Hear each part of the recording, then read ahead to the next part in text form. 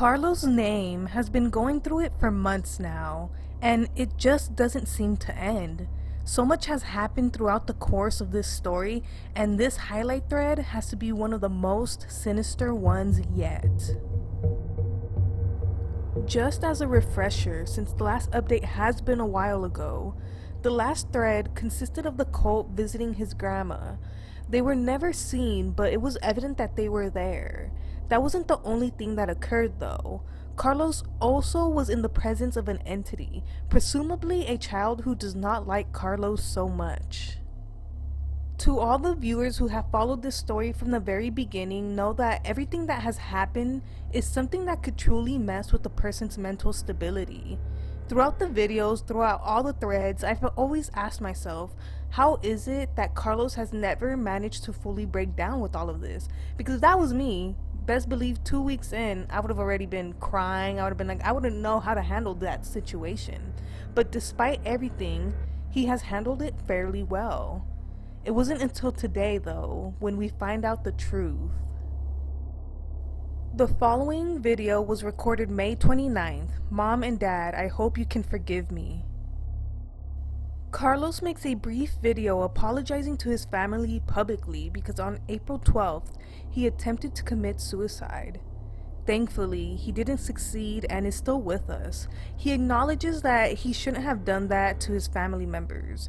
While explaining the situation, he gives his grandma, Siti, a special thanks for paying the clinic in which he was at. He just hopes that everyone can forgive him. First day going back home after my rehabilitation. Tonight, I want to tell you guys something really important. I don't know how to explain this. My house is walled.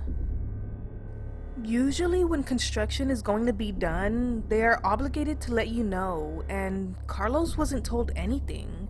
When he began to ask around, he was met with an answer he wished he would have never heard.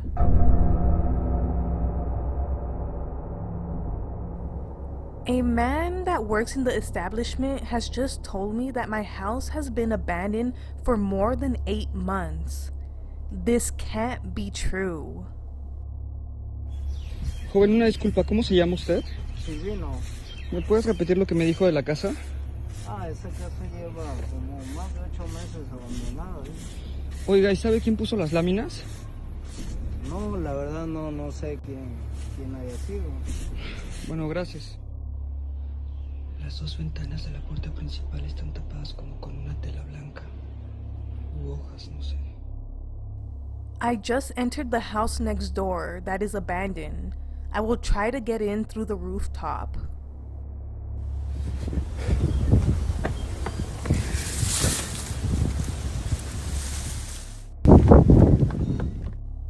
Carlos slowly is able to make his way towards his home, and eventually he finds a way to get inside after it had supposedly been abandoned for more than 8 months, even though he was gone for probably 2 weeks or less. This is a clear indicator that there is some sort of issue with the time sequences in this story. Everything is covered with sheets in the living room. I don't understand why. This was a present that my mom made me. Well, I want you to see this.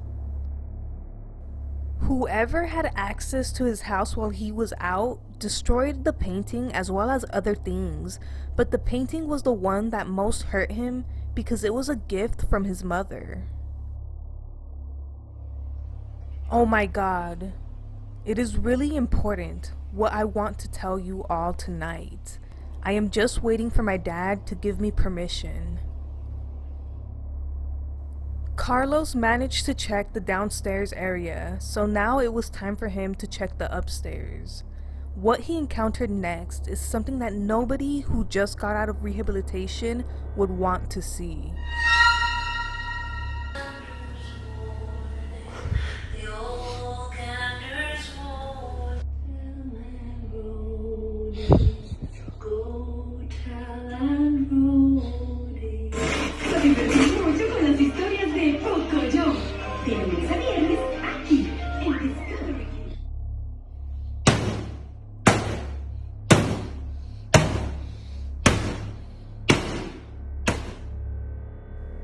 S.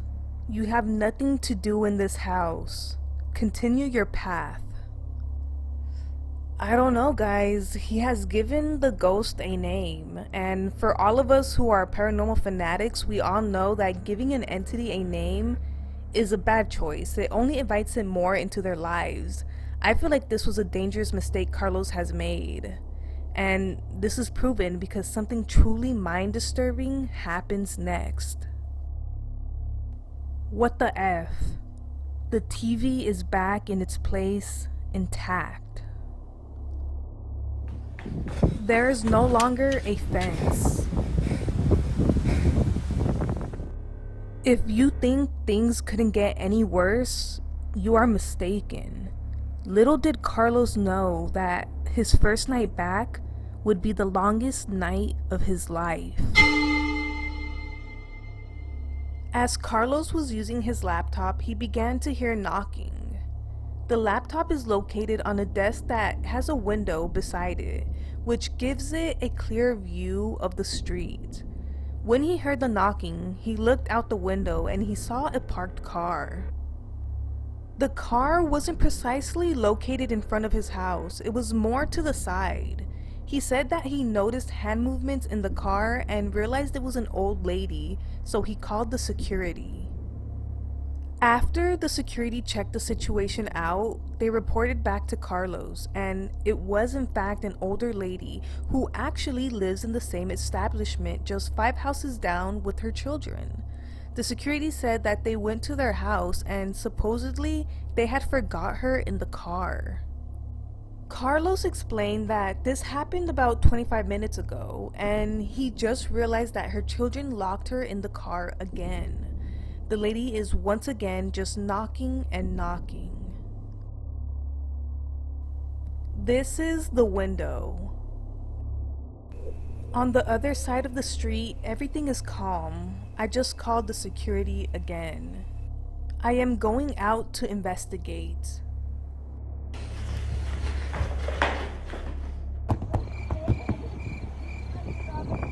Sí te voy a ayudar, pero ¿por qué te volvieron a meter? ¿Cómo te llamas? Dime por qué está pasando. ¿Por qué te volvieron a meter ahí?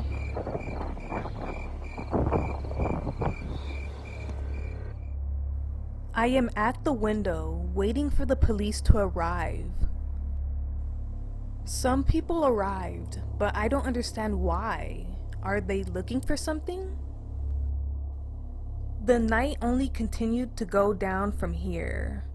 Carlos began to hear the TV once again. We never really got closure on what happened to the old lady, but it was strange how her children kept locking her in the car. I don't know, perhaps these people have some sort of relation with Carlos and everything that is occurring. 所以呢，其实在美国一直有这样一个白人特权的一个心理因素作祟，所以其实不只是非裔。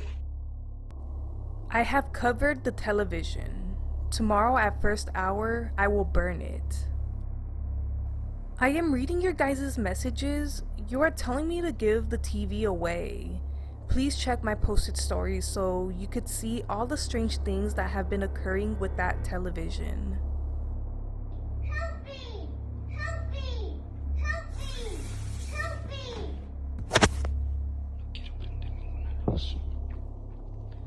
Ahí está uno de los vigilantes que contraté. Y acá hay alguien sentado.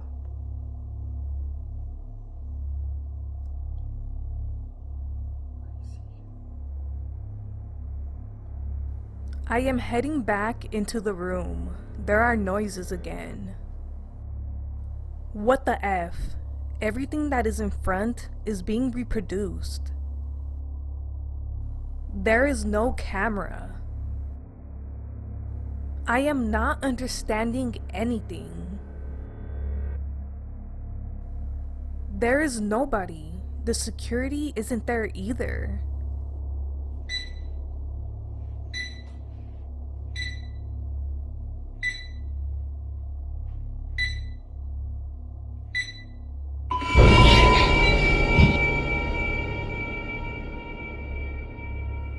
The entity can be seen beside him for a slight second. This time, it doesn't look like the little kid entity. This one is much bigger. Its quick appearance wasn't going to be the last of this nightmare.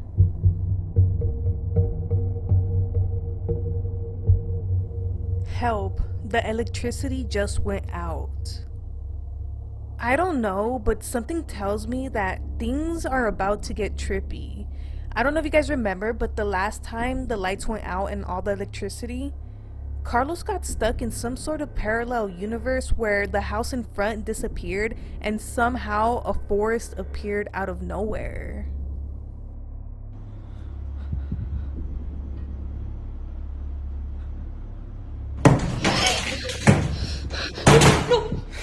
No, papis. Listen, what is that? It's outside the door.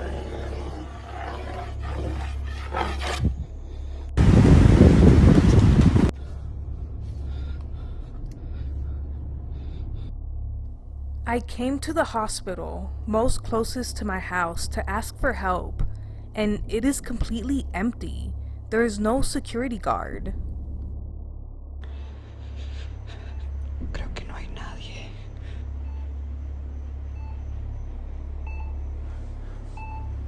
Buenas noches. ¿Hay alguien? He has a point. How can it be that during the start of the pandemic, when there were so many cases and all the hospitals were overflowing, there is nobody in this hospital? Something is not right. Maybe history is repeating itself, and when the power went out, he entered the parallel dimension.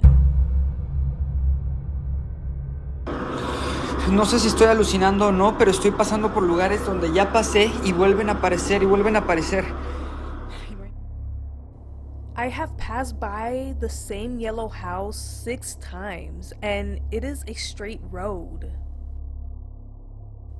According to Google Maps, I am in the ocean. Google Maps saying that he is in the ocean is no surprise. This is starting to feel like Where's the Sky, Where's Everybody, and all the other ARGs of alternate realities. He has not only entered an alternate reality for the time being, but he is also in a time loop. He keeps passing by the same things over and over again. Yes, I confirm, the road is repeating. To our surprise, the time loop wouldn't last so long. It actually ended up taking him somewhere eerie. I found this door.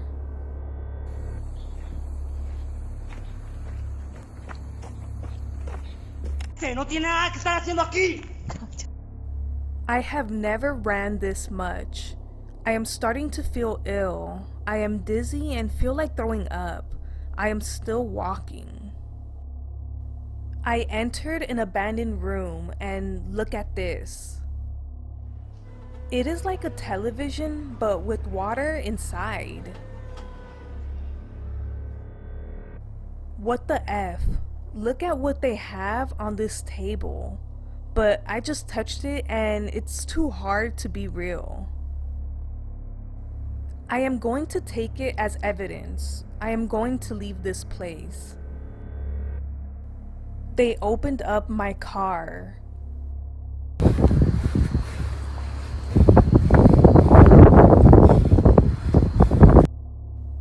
Three tow trucks with crashed cars have passed by.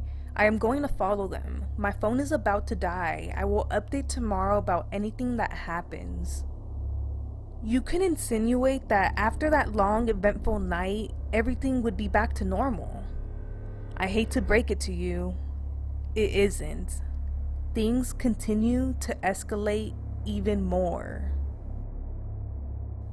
After sleeping in my car, I was able to return. During the day, everything is really pretty. But when the lights turn off, everything is a nightmare.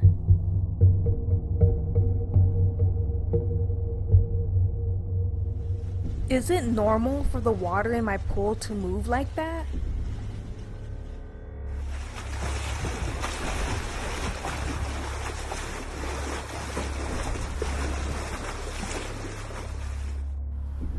It doesn't move now. Porfa, si habla la fe que sí venga, porque sí están apuntando a la casa. Es por lo de la esta de que puso la lista en el este cre...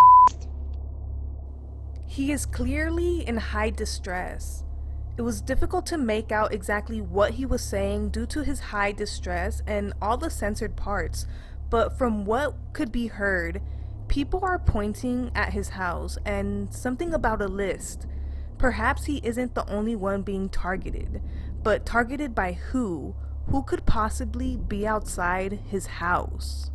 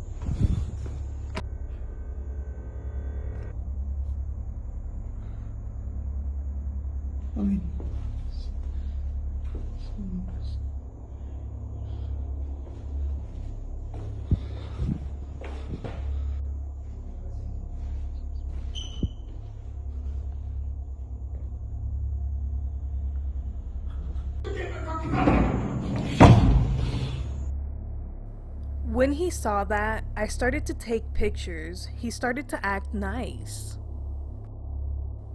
For those who may not recognize this man, he is known as Jonathan Galindo. He is a well-known creepypasta. He is a man who got famous for the strange way he would act. The list that Carlos mentioned to his father in the recorded message was a list of the most hated people on the internet. Of course, Carlos was mentioned in that list, and the list was signed by Jonathan. You know what is crazy though? That this Jonathan that you see here isn't the real one. This was a fake, and because of these stories, people started making challenges using Jonathan's face. The real Jonathan is just a normal guy who sadly got caught up into this and is now the face of a horrible challenge and is linked to sad events and horrible things that I can't speak on or else I will get demonetized. So enough of this story and let's get back into the highlight stories. Este video ya es de ahorita. Aquí hay como una... pues no sé qué sea esto, la neta. Pero atrás hay una cuevita y encontramos aquí una maleta que ahorita les voy a mandar las fotos, pero ya no la tengo en mi casa. Y al parecer estaba acampando. This was in the case. None of the electronics worked. We tried. Miniature furniture, like the mini house my grandma has in her house. Could it be that Jonathan was the one at his grandma's house? He does seem to have some of the mini furniture that was a part of his grandma's mini house. This thread was just something I have never seen before. So much happened throughout the whole thing.